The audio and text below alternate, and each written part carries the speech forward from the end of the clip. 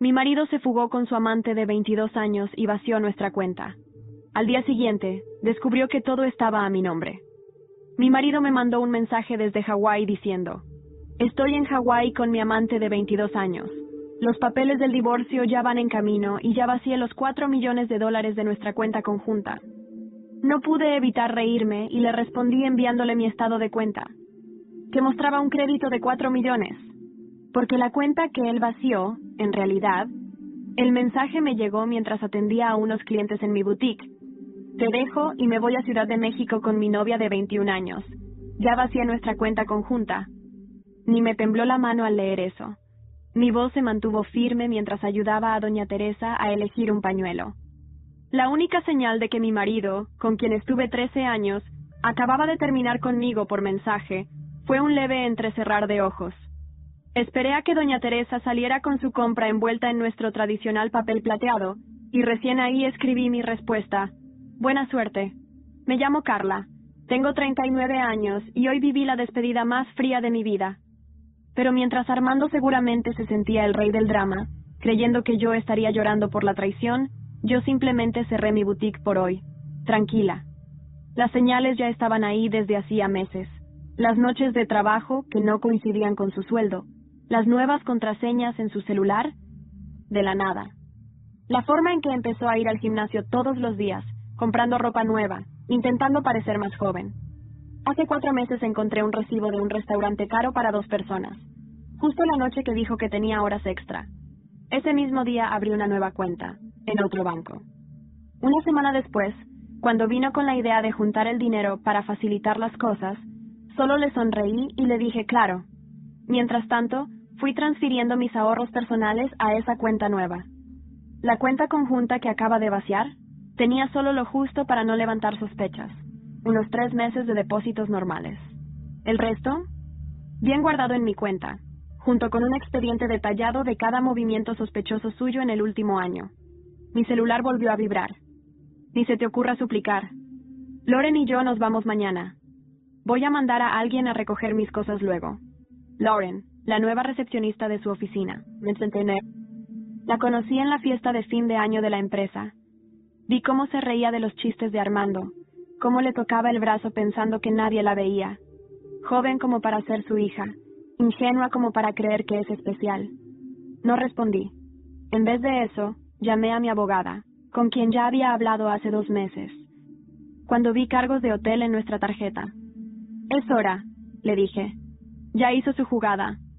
«Los papeles ya están listos», respondió. «¿Querés que la notificación sea en Ciudad de México?» «Sin apuro», dije. «Que crea que ganó primero». Un mensaje más de Armando. «Debe ser difícil para ti. Después de todo, ya no eres tan joven. Por lo menos tenés tu tiendita para distraerte». ¿Mi tiendita? La boutique exitosa que construí desde cero. Esa que da más ganancias que su puesto en la gerencia media. La misma cuyo ingreso siempre mantuve separado de nuestro dinero conjunto. Sonreí, pensando en los papeles legales esperándolo en Ciudad de México. Que disfrute su teatrillo mientras pueda. Esa noche me quedé en mi casa. Sí, mi casa. La que heredé de mi abuela.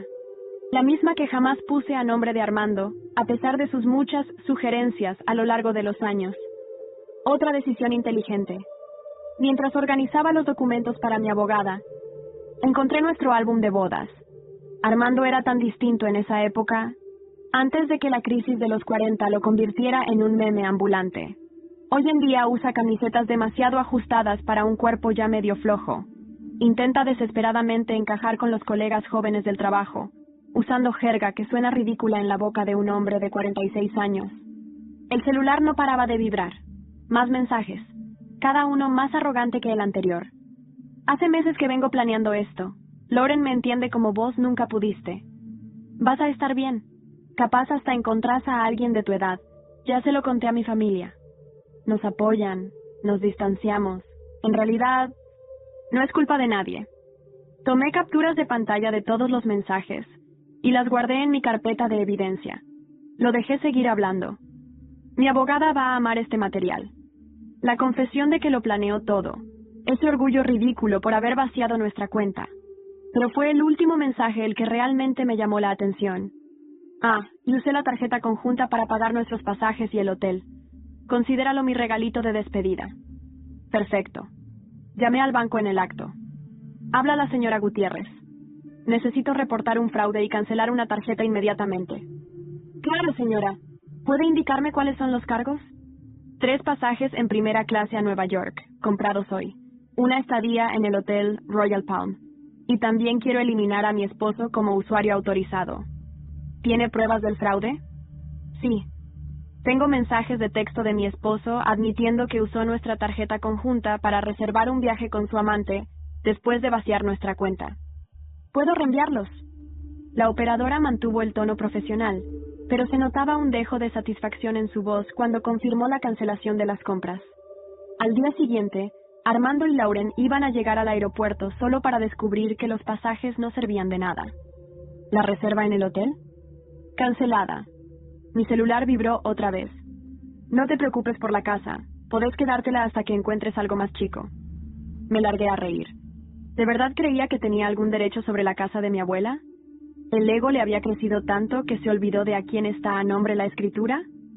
Sabemos que la tienda significa mucho para vos. Podemos llegar a un acuerdo justo por tu parte. ¿Mi parte de mi tienda? Esa que yo creé, que yo financié, mientras él se quejaba de mis horas extra y decía que era solo un pasatiempo. Me serví una copa de vino. Del bueno. Ese que estaba guardando para una ocasión especial. Y esta, sin duda, lo era. Mañana, Armando iba a tener una clase magistral sobre leyes de propiedad y bienes separados. Pero esta noche, solo quería disfrutar del silencio y empezar a planear mi próximo capítulo. A la mañana siguiente, mi celular se llenó de mensajes furiosos. ¿Qué demonios hiciste con la tarjeta? La aerolínea no nos deja abordar. El hotel canceló la reserva. Contéstame. Puse el celular en silencio y me fui directo a mi boutique. Nunca imaginé que la traición más devastadora de mi vida me empujaría hacia la versión más poderosa de mí misma. Era una mañana fría en Salamanca.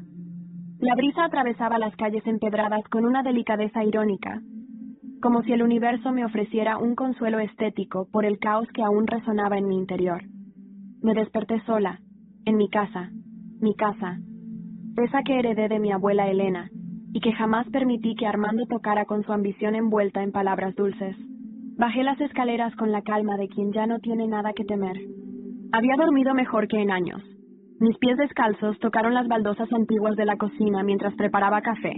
Y ahí, entre el aroma del café recién hecho y el silencio de una casa libre de mentiras, volví a respirar. Se acabó, me dije. Pero lo que no sabía era que esto era solo el comienzo. Abrí mi portátil, revisé los correos y ahí estaba. La confirmación del juzgado. La demanda de divorcio había sido enviada. También la notificación al hotel de lujo en Ciudad de México y a la aerolínea. Las reservas de Armando y su querida Lauren ya no existían. Me imaginaba su cara al descubrirlo. La escena en el aeropuerto, el caos. Y sí, sonreí. No con malicia, sino con alivio. Más tarde, en la boutique, todo seguía funcionando como un reloj suizo. Las clientas habituales pasaban, charlaban, reían. Nadie imaginaba que la dueña del local acababa de ser traicionada por su marido con una recepcionista 25 años menor. Nadie notaba el huracán que se estaba calmando dentro de mí, hasta que vino Teresa. «Carla, hija, te veo diferente hoy», me dijo, mientras acariciaba una bufanda de seda. «¿Sí?», respondí, fingiendo sorpresa. «Más ligera, como si te hubieses quitado un peso de encima». Sonreí. «Puede ser. Esa tarde, Al cerrar la tienda, decidí subir al desván de la casa. Era un rincón que no visitaba desde que abuela Elena falleció. Un lugar detenido en el tiempo, con baúles que olían a naftalina y papeles amarillentos por los años. Allí, entre álbumes de fotos y cajas de madera, encontré una carta. Estaba dirigida a mí. Reconocí su letra de inmediato. «Querida Carla, si estás leyendo esto, es porque el momento llegó. En esta vida no hay traiciones que no dejen huella, pero tampoco hay heridas que una mujer como tú no pueda convertir en cicatriz. Esta casa, este legado, es solo tuyo, pero hay algo más, un secreto que debes conocer. Mira debajo del piso del armario. Ahí está la verdad sobre tu padre. Mi corazón se detuvo por un instante. ¿Mi padre? Siempre supe que mi relación con él era distante, que había desaparecido de mi vida sin una explicación real. Pero nunca imaginé que hubiese algo más. Corrí al armario, levanté la madera con manos temblorosas y ahí estaba. Una caja metálica, oxidada en las esquinas, con documentos, cartas y una fotografía de mi madre, joven, abrazada a un hombre que no era quien creí que era mi padre. Me senté en el suelo. El silencio del desván era casi sagrado. En mis manos, una nueva historia comenzaba a revelarse, una que podía cambiar todo lo que sabía sobre mí, sobre mis raíces, sobre por qué abuela Elena fue tan protectora conmigo. Justo entonces, sonó mi móvil. Era un número desconocido. Dudé en responder, pero algo dentro de mí, esa nueva Carla, más aguda, más fuerte, me hizo contestar. ¿Carla Gutiérrez?, dijo una voz masculina con acento del norte. Soy Marcos Hernández. Sé quién eres, y creo que necesitas saber quién fuiste antes de ser Carla. Me quedé en silencio. Mi cuerpo se tensó. ¿Disculpa?, pregunté. Tu abuela y mi madre compartieron un secreto que puede cambiar tu vida. Estoy en Madrid. Necesito verte. Es urgente. Colgué con las manos heladas. Miré la foto de mi madre de nuevo. El hombre a su lado era el mismo de una imagen colgada en el pasillo del juzgado local. Un magistrado retirado. Era él. No podía ser. Me puse en pie lentamente. El desván ya no era solo un lugar lleno de polvo. Era el inicio de algo mucho mayor. Y por primera vez en mucho tiempo, no sentí miedo. Sentí hambre de respuestas. Nunca pensé que una simple fotografía en blanco y negro pudiese sacudir tanto mis certezas. Esa imagen, perdida durante décadas entre papeles viejos, era la llave de una puerta que mi abuela había mantenido cerrada toda su vida. Me pasé la noche sin dormir. La voz del hombre por teléfono, Marcos Hernández, no dejaba de retumbar en mi cabeza. Sé quién eres, y creo que necesitas saber quién fuiste antes de ser Carla. ¿Quién demonios era él? ¿Qué podía saber sobre mí que ni yo misma sabía? Decidí ir a Madrid. No lo pensé demasiado. A las 8 de la mañana ya estaba en el tren, con la fotografía en el bolso y el estómago en guerra. Mientras el paisaje se deslizaba por la ventana, leía y releía las cartas encontradas en el desván. En una de ellas, mi abuela hablaba de un hombre poderoso con el que mi madre había tenido una relación prohibida. Nunca lo nombraba, pero lo describía como alguien intocable y peligrosamente encantador. Lo más perturbador era una frase. Le prometí que jamás lo diría, pero el silencio ha sido mi castigo. Llegué a la estación de Chamartín a las 11. Marcos me había citado en una cafetería discreta cerca del Parque del Retiro. Lo reconocí en cuanto lo vi. Alto, con el cabello canoso, trajeado, pero con una mirada inquieta. No era un extraño, no del todo. Tenía los mismos ojos oscuros que mi madre. Carla, dijo con una voz grave, conteniendo emoción. Gracias por venir. Me senté en silencio. Lo observé con cuidado. ¿Quién eres?, le pregunté sin rodeos. Soy tu hermano, soltó. Así, sin anestesia. Me reí. No porque fuera gracioso, sino porque no supe cómo reaccionar. ¿Ni qué? Tenemos el mismo padre. Él fue complicado.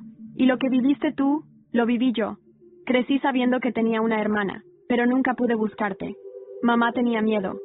Después, cuando murió, encontré sus cartas. Me hablaban de ti, de Elena, de una niña llamada Carla, que había nacido del mismo error que yo. Tragué saliva. Sentí un vértigo extraño. Todo se volvió más real de lo que quería. El hombre de la foto, dije. ¿Es nuestro padre? Sí. Alfonso Santa Cruz, ex magistrado del Tribunal Supremo, intocable, hasta ahora. Me mostró un sobre. Dentro, documentos, testimonios, una demanda de paternidad que había sido bloqueada durante años. Todo encajaba. Mi madre, joven, dependiente emocionalmente. Él, casado, poderoso, manipulador. Cuando mi madre quiso mantener el embarazo, él la amenazó. Elena la protegió. Por eso nos alejamos de Madrid. Por eso mi historia familiar estaba tan llena de huecos. ¿Por qué me cuentas esto ahora?, le pregunté, con los ojos nublados. Porque va a morir pronto. Tiene cáncer, y su familia quiere ocultarlo todo. Pero tú tienes derecho a saber quién eres, y yo tengo derecho a mi historia. Nos quedamos en silencio, yo mirando el café frío, él mirando el retrato que yo llevaba. Lo que me duele no es no haberlo conocido, le confesé. Lo que me duele es que mi madre murió con ese peso, y que mi abuela lo llevó sola. Marcos asintió. Lo entiendo, pero ahora tenemos una oportunidad. No de venganza, de verdad. Y tú pareces una mujer que no le teme a la verdad. Nos despedimos en la calle. Me dio un número, un contacto legal y una advertencia. Si decides enfrentarte a él, prepárate. No eres la única que va a remover el pasado. Volví a Salamanca con la cabeza llena de nombres, fechas y documentos. Abrí una carpeta nueva en mi ordenador. Caso Santa Cruz. Mientras organizaba los papeles, sonó el timbre. Era el cartero. ¿Carla Gutiérrez?, preguntó. Sí. Este sobre llegó esta mañana. Remitente desconocido. Lo tomé con recelo. Era blanco, grueso. Dentro, una única hoja manuscrita, sin firma. No remuevas lo que debería permanecer enterrado. No sabes con quién estás jugando. Me quedé helada. Aferrada al papel, sentí como algo mucho más grande que mi matrimonio destruido comenzaba a tomar forma. Esto ya no era solo sobre Armando, ni siquiera sobre el pasado. Era sobre la verdad.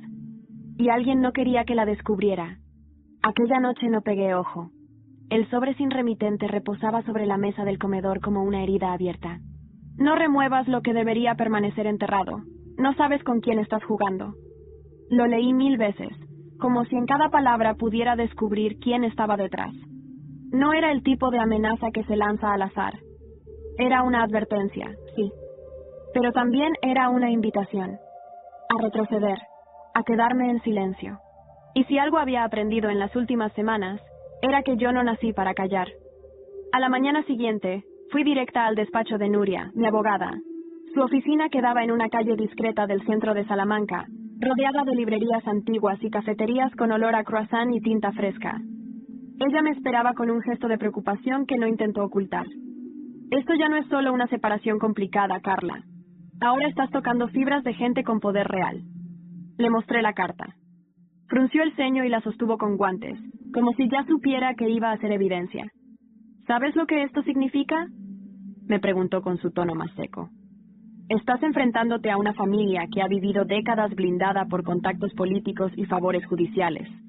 Si vas a seguir adelante con esto, necesitas protección. Asentí. No tenía miedo. Tenía rabia. ¿Y crees que Armando tiene algo a ver con esto?, preguntó de pronto. Lo había descartado, pero algo en su mirada me hizo dudar. ¿Y si él había recibido dinero por mantenerme en la ignorancia? ¿Y si mi historia familiar había sido parte de una negociación entre hombres? Decidí indagar. Empecé por donde sabía que encontraría algo. La empresa donde Armando trabajaba. Antes de que lo despidieran. Antes de que yo expusiera sus mentiras. Sabía que había trabajado en proyectos con subvenciones estatales, contratos públicos, favores cruzados. Y de pronto, los nombres comenzaron a aparecer. Alfonso Santa Cruz, magistrado retirado.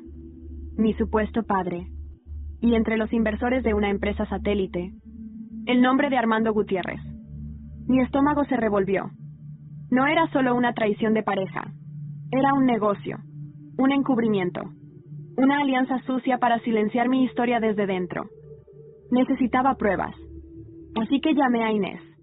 Inés había sido mi amiga de infancia, y ahora trabajaba como periodista en un pequeño medio digital de investigación en Valladolid. Siempre había tenido olfato para la podredumbre. Nos vimos en un bar del barrio Delicias, lejos de los centros elegantes. Le conté todo. Cada detalle. La carta. La foto. Marcos. La empresa. Y por primera vez, vi cómo una chispa nacía en sus ojos. Esto es grande, Carla, dijo, apretando los dedos en torno a su taza. Si logramos conectar los puntos, si podemos vincular a Santa Cruz con los contratos fraudulentos, con la empresa, con Armando, esto puede explotar. Me prometió ayuda, pero me advirtió. Van a intentar callarte, y no hablo solo de cartas anónimas. Volví a casa esa noche con un peso en el pecho. No era miedo. Era algo peor, una mezcla de anticipación y peligro. Sabía que ya no había vuelta atrás. Y lo supe con certeza cuando entré a casa y vi la cerradura forzada. El corazón me dio un vuelco. Entré despacio. Todo estaba aparentemente en su sitio. Pero cuando subí al despacho donde guardaba las cartas de mi abuela, la caja metálica ya no estaba. Corrí al salón. Mi portátil, intacto. Mis carpetas, igual. Solo habían querido una cosa: el pasado. Me temblaban las piernas. Me senté en el suelo, sin saber si llorar o gritar. Y justo entonces, vibró mi móvil. Un mensaje sin número. ¿Cuántas advertencias necesitas? No vas a ganar esta guerra, Carla.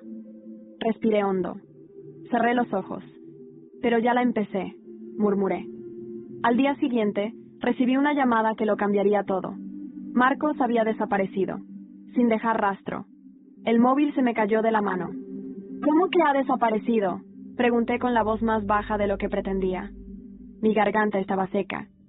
Desde ayer no contesta llamadas ni mensajes, dijo la voz de Marta, la esposa de Marcos. Salió de casa diciendo que iba a una reunión con un abogado. No volvió. Nadie lo ha visto. Me quedé en silencio unos segundos, mirando fijamente el suelo. La alfombra bajo mis pies tenía una mancha de vino que nunca conseguí limpiar. Y por alguna razón, en ese momento, me pareció insoportablemente simbólica. Otra mancha que no se borraba. Voy para allá, le dije. Tomé el coche y conduje hasta Madrid con una tensión en el pecho que no me dejaba respirar. Cada vez que miraba por el retrovisor, sentía que alguien me seguía. Cada cruce, cada semáforo me parecía una emboscada. ¿Paranoia? Quizá. Pero después de la carta, del allanamiento, de las amenazas, ya no me fiaba de nadie. Marta me recibió en bata, con los ojos rojos y el pelo recogido de cualquier manera. La casa de Marcos estaba intacta, demasiado intacta. Su móvil estaba allí, cargando. Su cartera también. Solo faltaba él y una pasta de documentos que, según su mujer, llevaba consigo esa mañana. ¿Le dijo a dónde iba exactamente? Le pregunté mientras revisábamos sus papeles. Solo que iba a encontrarse con alguien llamado Delgado, un abogado de confianza. Intenté llamarlo. Número fuera de servicio. Encontré en la mesa una hoja con anotaciones. Entre ellas, un nombre que me hizo congelar. Fundación Santa Cruz.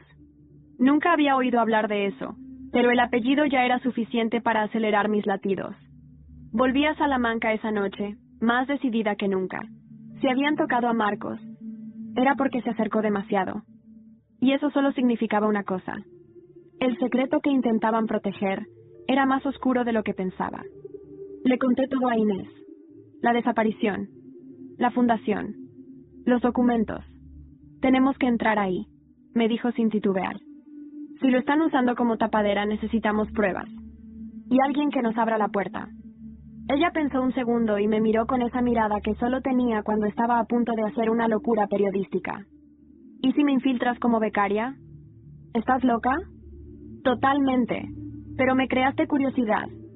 Ella se contactó con la fundación haciéndose pasar por una joven recién licenciada en comunicación que buscaba prácticas voluntarias. Y lo increíble fue que la aceptaron. 3 días después, Inés estaba dentro. Me mandaba mensajes codificados, usando frases inocentes para ocultar lo que descubría. Los pasillos están llenos de silencio calculado. En el archivo hay cajas sin nombres, solo con números. Hoy vi entrar a un hombre muy parecido al de la foto que me mandaste. Y luego, el mensaje que me cortó la respiración. Encontré un expediente con tu nombre. No sabía si llorar o vomitar. Esperé ansiosamente a que saliera de su turno para hablar. Quedamos en un parque, de noche. Inés me mostró una carpeta con copias que había conseguido escanear de forma clandestina. Había fotografías mías de niña, informes psicológicos, notas manuscritas de una mujer que parecía conocer mi vida más que yo misma. Y, entre los papeles, un certificado con fecha reciente, un análisis de ADN, nombre del padre, Alfonso Santa Cruz. El expediente estaba sellado. Esto no era para ti, era para ellos, para tenerte controlada si algún día dabas señales de acercarte. Me desplomé en el banco. No por la confirmación, ya lo sabía, sino por el hecho de que me habían observado toda mi vida, como una amenaza en potencia, como una bomba de tiempo. Inés me tomó la mano. Carla, esto ya no es solo tu historia. Esto es una conspiración. Y tú eres la pieza que puede hacer que todo se derrumbe. Levanté la cabeza. Entonces, vamos a derribarlo. Justo en ese momento, recibí un mensaje desde el móvil de Marcos. Solo decía, no confíes en nadie, ni siquiera en Inés. El mensaje desde el móvil de Marcos me cayó como un cuchillo en la espalda. No confíes en nadie, ni siquiera en Inés. Lo leí 1, 2, 3 veces, intentando convencerme de que era un error, un truco, una trampa. Pero no lo era. Ese número pertenecía a Marcos, y lo peor era que el estilo del mensaje era suyo, cortante, directo, con ese tono de advertencia velada que usaba cuando algo realmente iba mal. Guardé el móvil sin decirle nada a Inés. Me limité a agradecerle los documentos y a despedirme con una excusa vaga, que necesitaba tiempo para procesarlo todo. Ella no sospechó. Me abrazó con fuerza antes de irse y me dijo, si esto se complica, tú decides hasta dónde quieres llegar. Yo estoy contigo. Y yo, por primera vez en mucho tiempo, no supe si eso era cierto. Esa noche me encerré en casa. Bajé todas las persianas. Cerré cada pestillo. Necesitaba espacio, silencio. Pero la cabeza no se detenía. ¿Y si Inés había estado dentro desde el principio? ¿Y si todo su entusiasmo por ayudarme era una fachada? Recordé cómo había entrado tan fácil en la fundación. Cómo había conseguido el expediente justo cuando yo estaba a punto de desistir. Cómo parecía saber más de lo que contaba. Llamé a Nuria, mi abogada. Necesito que investigues a una persona. Inés Almodóvar, periodista, Valladolid. Nuria no preguntó por qué. No necesitaba saber. Solo respondió, te aviso en cuanto tenga algo. Pasaron 3 días.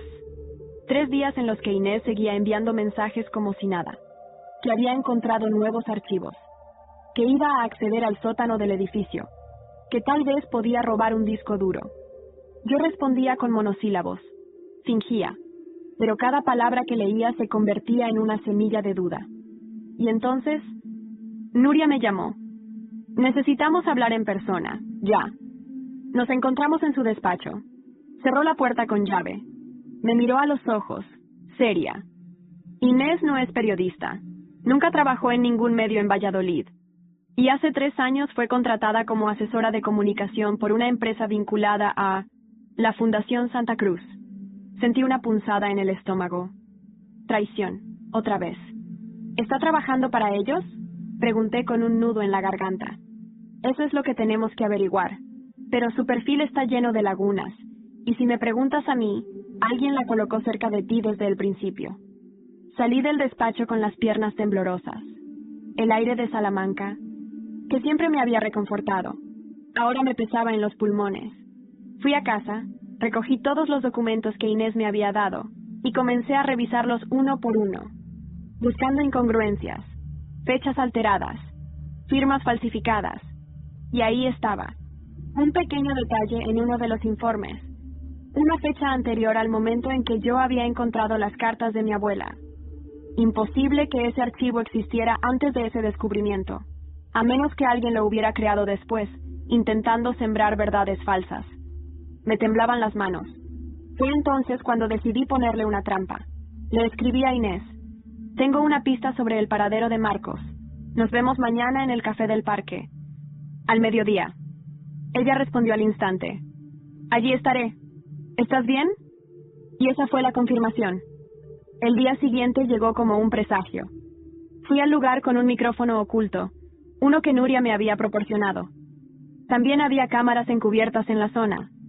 Todo estaba listo para lo que venía. Inés llegó puntual, sonriente, con esa mirada cómplice de siempre. ¿Y bien? ¿Qué encontraste? Preguntó mientras se sentaba. Tomé aire. Fui despacio. Uno de los vigilantes de la fundación dijo que vio entrar a Marcos por la puerta trasera el día que desapareció, y que alguien lo sacó en una furgoneta. Quiero que me ayudes a entrar, esta vez por el sótano. Vi cómo su gesto cambiaba por una milésima de segundo.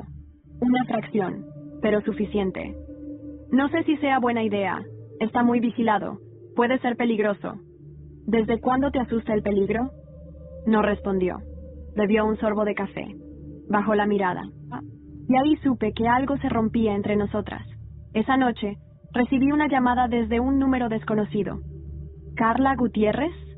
Dijo una voz femenina, muy joven. Sí.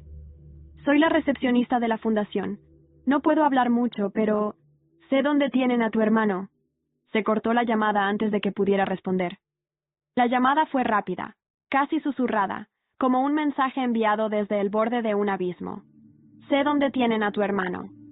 Me quedé ahí, con el teléfono aún pegado a la oreja, como si pudiera arrastrar de vuelta la voz de aquella chica con solo quedarme inmóvil. Respiraba con dificultad. Sentí un escalofrío recorriéndome el cuello. Una mezcla de ansiedad y certeza. Esa voz era real. Y por primera vez en días, alguien hablaba de Marcos como si aún estuviera vivo. Corrí al despacho de Nuria. Cuando le conté lo que había pasado, no me preguntó si estaba segura. No dudó. Solo asintió. Necesitamos rastrear esa llamada, pero si fue hecha desde un fijo o un móvil interno de la fundación, probablemente ya lo han borrado todo. Aún así, conseguimos algo. Gracias a un contacto de ella en Telefónica, rastreamos la zona de origen, un barrio residencial en las afueras de Madrid, conocido por albergar residencias corporativas y casas alquiladas por fundaciones privadas. Era poco, pero era un comienzo. Si esa chica existe, vive ahí, o trabaja allí. Lo que sea que esté pasando, está pasando allí. Volví a contactar a Inés, esta vez solo para confirmar si seguía viva en el teatro que estábamos montando. Le escribí que tenía un nuevo archivo, algo explosivo, sobre Santa Cruz. Ella mordió el anzuelo al instante. ¿Dónde lo tienes guardado? No respondí. En lugar de eso, decidí hacer algo que me dolía más de lo que imaginaba. Cortarla. Bloqueé su número. Eliminé todo el historial. Si era parte del enemigo, ya no tendría acceso a mí. Si no lo era, lo lamentaría después. Esa noche alquilé un coche, no el mío. Uno sin matrícula reconocible. Me dirigí a Madrid sin avisar a nadie, ni siquiera a Nuria. Si alguien dentro de la fundación estaba filtrando información, necesitaba moverme en silencio. Llegué al barrio al amanecer. Calles limpias, árboles perfectamente podados, cámaras en cada esquina. Me senté en una cafetería cercana con vista al edificio más sospechoso. Un chalet con fachada austera, sin rótulos, con guardias que parecían jardineros. A las 08:45 la vi. Joven, coleta apretada, uniforme gris claro. La misma voz. Estaba segura. Llevaba una bolsa de tela con el logo discreto de la fundación. La seguí a pie, a una distancia prudente, hasta una parada de autobús. Cuando subió, subí detrás. Me senté al otro lado, fingiendo mirar el móvil. Gracias por llamarme, dije en voz baja, sin mirarla. Ella se tensó. No respondió de inmediato. Luego, con la mirada al frente, murmuró. No debería estar hablando contigo. Si me descubren... ¿Dónde está Marcos? Pregunté sin rodeos. En el sótano del chalet. Tienen varias habitaciones, de aislamiento. Dicen que es por seguridad, pero nadie entra ni sale. Yo vi cómo lo metieron, como si fuera un enfermo. Lleva días sin ver la luz del sol. ¿Por qué me ayudas? Ella tragó saliva. Sus manos temblaban. Porque yo también fui una hija no reconocida de Santa Cruz. Mi madre murió intentando demostrarlo, y a mí me han tenido aquí dentro, controlada, protegida. Pero tú estás haciendo ruido, y quiero que ese ruido explote. Bajó en la siguiente parada sin darme tiempo a más. Pero antes de irse, me pasó un papel con un número. Si algo me pasa, llama a ese abogado. Él conoce todos los secretos de la fundación, y tiene pruebas. Esa noche, intenté acercarme al chalet. Fingí ser una vecina que paseaba. Me acerqué lo suficiente para ver una furgoneta negra entrar por la puerta lateral. Adentro, sombras, personas. Y entonces, lo vi. Por una rendija en la cortina de una de las ventanas del sótano. Era él, Marcos, demacrado, sentado, con la mirada perdida, pero vivo. Sentí que las piernas me fallaban, pero también sentí algo más, furia. Volví al coche, temblando, con una determinación nueva. Llamé a Nuria. Vamos a sacarlo de ahí. ¿Cómo? Preguntó ella asustada. No sé, pero ahora tengo el nombre de alguien que puede ayudarnos. Un abogado que conoce todos los secretos. Y tengo a la fundación bajo vigilancia. Y mientras hablábamos, entró un mensaje nuevo en mi móvil. No tenía texto. Solo una foto. Una imagen de mí, esa misma mañana, tomando café frente al chalet. Me estaban observando. La foto en mi móvil era nítida. Mi perfil, el café aún en la mano, mi expresión tranquila. Una imagen de apenas unas horas antes. Eso solo significaba una cosa. No solo sabían que estaba investigando. Sabían exactamente dónde y cuándo lo hacía. Ya no había dudas. La fundación me tenía en la mira.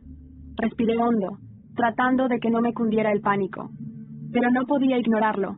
Estaban marcando territorio. No me atacaban directamente, todavía.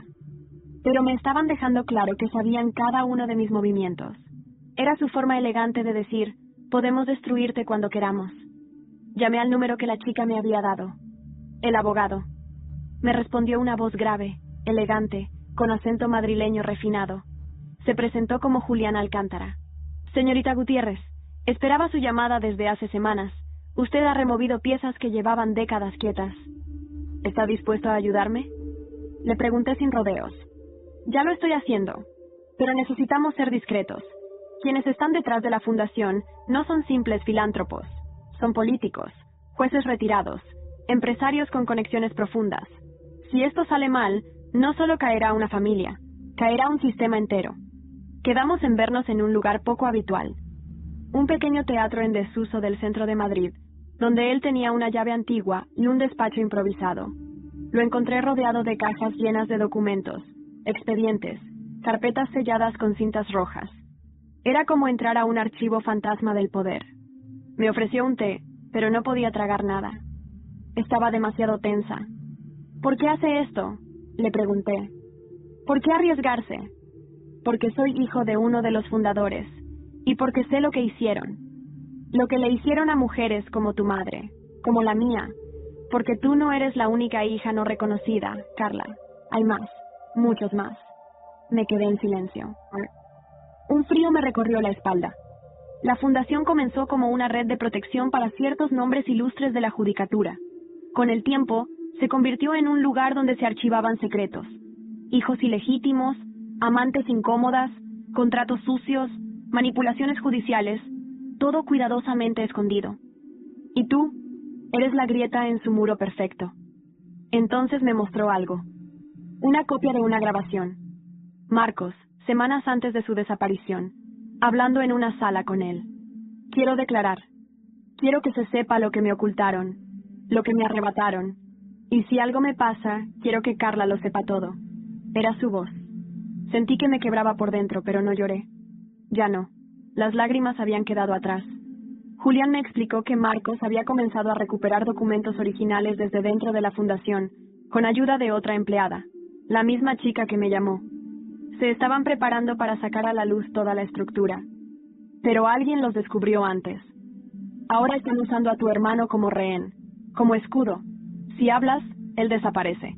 Si te mueves mal, lo entierran. ¿Y qué podemos hacer? Lo que ellos menos esperan.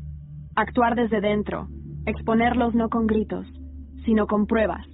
Me entregó una carpeta. Esta es la llave. Documentos firmados por Alfonso Santa Cruz reconociéndote. Una declaración de uno de sus socios donde explica cómo usaron tu relación con Armando para vigilarte. Fotos. Registros. Si publicamos esto, el nombre Santa Cruz se cae. ¿Y Marcos? Necesitamos un plan, un rescate, pero no podemos hacerlo sin apoyo legal y mediático. Tienes que decidir, Carla. ¿Quieres salvarlo o destruirlos? Lo miré fijamente. Ambos. Volví a Salamanca con la carpeta pegada al pecho. Esa noche no dormí. Llamé a Nuria y a un contacto de confianza de Julián, una periodista de investigación llamada Elena Robledo, que había sido despedida años atrás por intentar exponer a uno de los ministros relacionados con la fundación. Le conté todo. Ella aceptó ayudarme. Pero necesitábamos un último movimiento. Y fue entonces cuando lo decidí. Volvería a la fundación. No como infiltrada, como heredera, la hija ilegítima de Alfonso Santa Cruz, reclamando su lugar. No recuerdo haberme sentido tan viva y tan vulnerable al mismo tiempo. El día que volví a la fundación, llevaba un vestido sobrio, azul marino. El mismo color que usaba mi abuela Elena cuando iba al banco a negociar sin titubear. El mismo que llevaba en la última foto que tengo de ella. Me peiné con una trenza lateral, como cuando era niña, como cuando no sabía nada de lo que mi apellido realmente escondía. La entrada del edificio era fría, silenciosa. Una recepcionista nueva, no la chica que me llamó, ella ya no estaba, me miró con amabilidad fingida. Tengo una cita con el director administrativo. Me llamo Carla Gutiérrez. Tecló algo. Asintió. Pase. Le están esperando. Le están esperando. Frase peligrosa. El despacho al que me llevaron tenía ventanales enormes, arte moderno y un silencio denso. En la mesa, un hombre de cabello blanco, ojos oscuros, perfectamente vestido. Era él, Alfonso Santa Cruz. El hombre que negó a mi madre, que me borró del mapa, que me vigiló desde la distancia como si yo fuera una amenaza desde el día en que nací. Me observó con una mezcla de estudio clínico y desprecio apenas disimulado. Así que, tú eres la famosa Carla. Me senté, con calma. Coloqué la carpeta sobre la mesa. Y usted es el hombre que me convirtió en una sombra. Has removido mucha tierra, muchacha. Porque debajo hay demasiados huesos. No parpadeó. Solo sonrió levemente. Ese tipo de sonrisa que huele a dinero viejo y secretos de cementerio. ¿Qué quieres? ¿Dinero? ¿Un reconocimiento simbólico? ¿Un apellido que ni siquiera puedo darte sin destruir todo lo que he construido? Levanté la carpeta. No vine a pedir. Vine a ofrecerte algo. Eso le sorprendió. Lo vi en el ligero movimiento de sus cejas. Todo esto puede desaparecer. Las pruebas, las grabaciones, los documentos. Pero tú me devuelves a mi hermano, con vida, y me entregas una lista. Todos los nombres que sabían y callaron. Esa es mi condición. Él se echó hacia atrás, sus manos cruzadas. ¿Y si no lo hago? Entonces esto se publica mañana. Y no solo caes tú, cae tu familia, tu legado, todo lo que protegiste a base de mentiras. Esta vez no tengo miedo. Un silencio larguísimo, y luego una frase seca. Eres exactamente como tu abuela. No supe si era insulto o admiración, pero no me importó. Quiero ver a Marcos, hoy. No puedo traértelo aquí. Está bajo observación. Entonces llévame. Y lo hizo. Me subieron a una furgoneta sin ventanas. 2 escoltas vestidos de civil. Una ruta larga. Nos alejamos del centro. Carreteras secundarias. Finalmente, un caserón viejo, reformado, perdido entre árboles. La fachada se caía a pedazos, pero las cámaras de seguridad eran nuevas. Las cerraduras también. Dentro, pasillos estrechos, muros gruesos, olor a humedad y desinfectante. Y al final, una puerta de acero. Cuando se abrió, ahí estaba. Marcos. Delgado, con barba desordenada, pero de pie. Vivo. Se giró al verme, y algo en sus ojos, algo profundo, roto y luminoso a la vez, se encendió. Carla. Corrí hacia él. Lo abracé con fuerza. No me importaron los ojos que nos observaban, ni el padre que me miraba desde la sombra de la puerta. Vamos a salir de aquí, le dije. Lo prometo. No podemos irnos todavía, me susurró. Aquí abajo hay más. Otros. No soy el único. Lo miré. Paralizada. ¿Qué dices? Lo que oyes. Tienen a otros. Algunos llevan meses aquí. Uno lleva años. No pueden hablar. No tienen a nadie. Pero ahora, tú sí puedes hacer algo. Salí de esa casa distinta. No podía salvar solo a Marcos. Tenía que desmantelar todo, y cuando volví a Salamanca ya no lo hice sola. En mi buzón encontré un sobre sin remitente. Dentro, una foto. Inés. Aplastada contra el suelo. Boca arriba. Muerta. No la había perdonado, pero tampoco la quería muerta. La foto de Inés, tirada, inerte, sola, me cayó como un ladrillo en el estómago. Aunque todo apuntaba a que había trabajado para la fundación, aunque había manipulado mi confianza, algo dentro de mí gritaba que no merecía ese final, que su historia también había sido robada, distorsionada, utilizada. Nuria me confirmó lo que temía. La policía ya había cerrado el caso como un accidente. Caída por las escaleras de su edificio, dijeron, sin signos de violencia, sin testigos, sin investigación. La manera más limpia de desaparecer a alguien en este país es hacer que parezca que nunca fue importante. Pero yo sabía demasiado. Marcos, aún débil, ya estaba bajo mi custodia legal gracias a una orden judicial que conseguimos con la ayuda de Julián Alcántara y un juez independiente en León, uno de los pocos que todavía creían en la justicia sin apellido. Le preparé un cuarto en mi casa. Lo vi dormir durante horas, como si cada respiración fuera una batalla ganada. Pero al despertar, sus palabras fueron un disparo. No van a parar. Tenía razón. La fundación estaba herida, y un animal herido es el más peligroso. A la mañana siguiente, convoqué a Julián, Nuria y Elena Robledo, la periodista. Los cité en el despacho de mi boutique, ese mismo donde un día empaquetaba bufandas con lágrimas contenidas. Vamos a tumbarlos, les dije. No solo por mí, por todas las mujeres borradas, por todos los hijos silenciados. Por Inés. Pusimos en marcha la operación.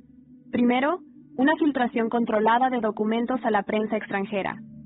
The Guardian, El País, Le Monde.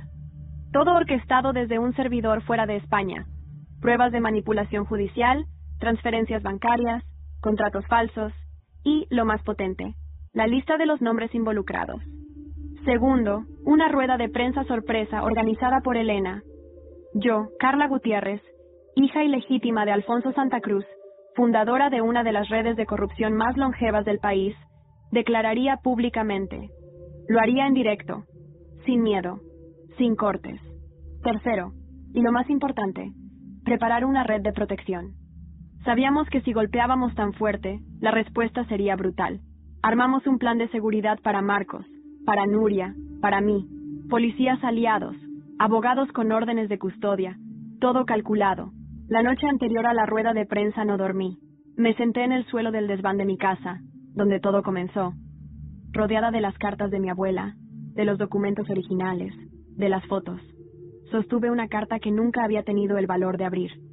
Era de mi madre. Si algún día lees esto, hija, es porque descubriste la verdad, o parte de ella. Perdóname por el silencio, por no protegerte de ese hombre. Pero lo que me dio miedo no fue él, fue el mundo que lo protegía. Tú mereces un mundo donde la verdad no te destruya. Si decides enfrentarlo, hazlo con la cabeza alta. Eres más fuerte que todos ellos juntos. Lloré por primera vez en semanas. No por tristeza, por rabia, por orgullo, por cada Carla que ha sido silenciada. Al día siguiente, la sala de prensa estaba llena. Micrófonos, cámaras, luces. Respiré hondo y hablé. Conté todo, con nombres, fechas, pruebas. Miré a la cámara directamente, como si al otro lado estuviera él, Alfonso, observándome desde su despacho de mármol, con sus trajes italianos y su ego intacto. No me interesa su apellido, ni su herencia. Me interesa la justicia, y esta vez no voy a parar hasta que todos los cómplices de esta red caigan, desde el primero hasta el último. La sala estalló en murmullos. Las redes comenzaron a llenarse. La palabra Fundación Santa Cruz se convirtió en tendencia mundial. Y mientras regresaba a casa, recibí un mensaje de voz. Era Alfonso. Te advertí que esto tenía consecuencias. Mira por la ventana, Carla. Me detuve. Corrí al salón, y allí, en la fachada de mi boutique, alguien había pintado con spray rojo una frase. Puta de la verdad. Eran las últimas brazadas de un imperio moribundo. Pero ya no me daba miedo, porque sabía que el final estaba cerca. Las últimas semanas fueron un torbellino. Después de mi declaración pública, todo cambió. El país se dividió en dos, los que querían silenciarme y los que, por fin, tenían una voz en la que confiar. Las pruebas eran tan sólidas, tan bien documentadas, que incluso los medios que solían callar empezaron a hablar. La Fundación Santa Cruz colapsó como un castillo de cartas mojadas. Se abrieron investigaciones judiciales, se reactivaron casos archivados, y el nombre Santa Cruz dejó de ser sinónimo de poder, para convertirse en símbolo de vergüenza. Alfonso fue citado a declarar. Compareció sin mirar a nadie, escoltado por abogados que ya no sonreían tanto. Intentó negarlo todo, como lo había hecho durante décadas. Pero esta vez, nadie creyó en su mirada de magistrado jubilado, porque esta vez, la verdad tenía nombre. Carla Gutiérrez. Cuando el juez leyó las pruebas, se hizo un silencio sepulcral. Y cuando se dictó la orden de detención provisional por asociación ilícita, manipulación de fondos públicos y encubrimiento de delitos, su mundo, ese mundo de mármol, silencio y poder, se desmoronó por completo. Marcos, mi hermano, inició su proceso de recuperación en una clínica especializada. Tardó, pero volvió a reír. Empezó a escribir un libro con todo lo que había vivido. A veces me llama y dice, ¿te das cuenta de que fuimos los hijos que cambiaron la historia de nuestros padres? Nuria, mi abogada, se convirtió en figura mediática de referencia.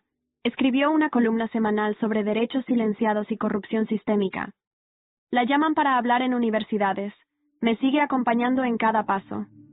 Elena Robledo, la periodista, fue galardonada por su investigación. Su artículo sobre la Red Santa Cruz ganó premios en Berlín, en Buenos Aires, en Lisboa.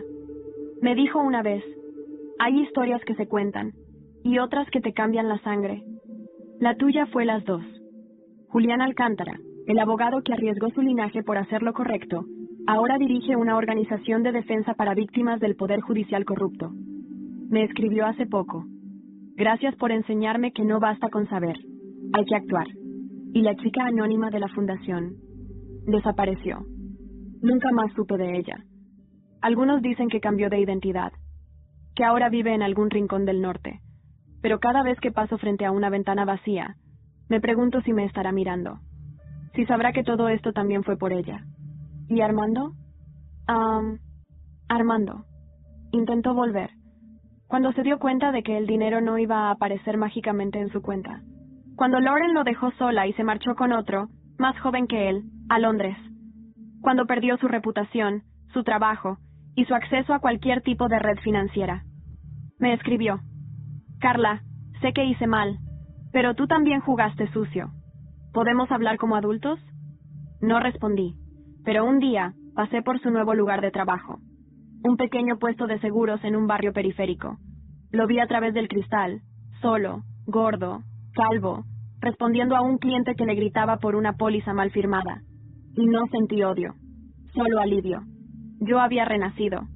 Él, en cambio, nunca entendió que lo había perdido todo cuando creyó que yo era solo una esposa más. Mi boutique se convirtió en un centro de referencia para emprendedoras. Llamadas, visitas, entrevistas. Pero lo que más me llena es lo que hacemos cada viernes. Reuniones de mujeres que han vivido silencios parecidos. Nos sentamos, compartimos café, lágrimas, ideas, y nos reconstruimos. Ahora vivo entre Salamanca y Barcelona, donde abrí una segunda tienda. Y esta mañana, al abrir la persiana, encontré una carta bajo la puerta. Sin remitente, sin firma, solo una frase. Gracias por no callarte. Ahora somos muchas. Sonreí. Cerré los ojos.